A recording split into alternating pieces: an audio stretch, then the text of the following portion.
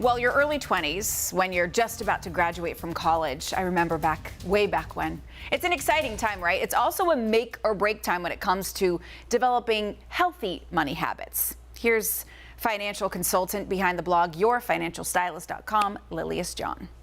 If you teach kids about money and how to use it wisely from a very young age, those habits will stick with them.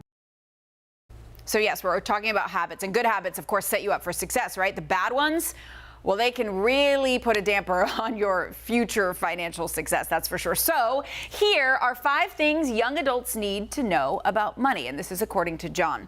Okay, your social security number is sacred. Remember that. Only give it out when absolutely necessary, because identity theft is real, and when someone has your social security number, you can't get that back. Number 2, don't just buy the brand.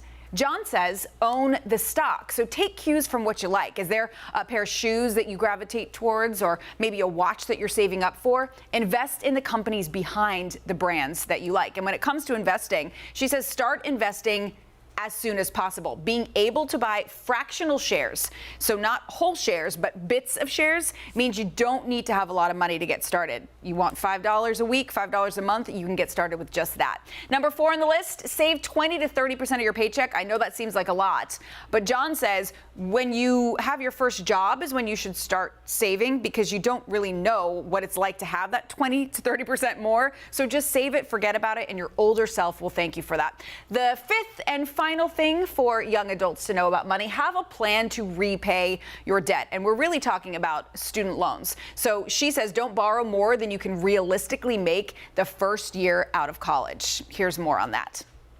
So if your 4 years of education costs you $40,000, you need a job that's going to pay you at least $40,000 or more. That way you will pay off your student loans in that 10-year window that they give you, or less. Less would be nice, right?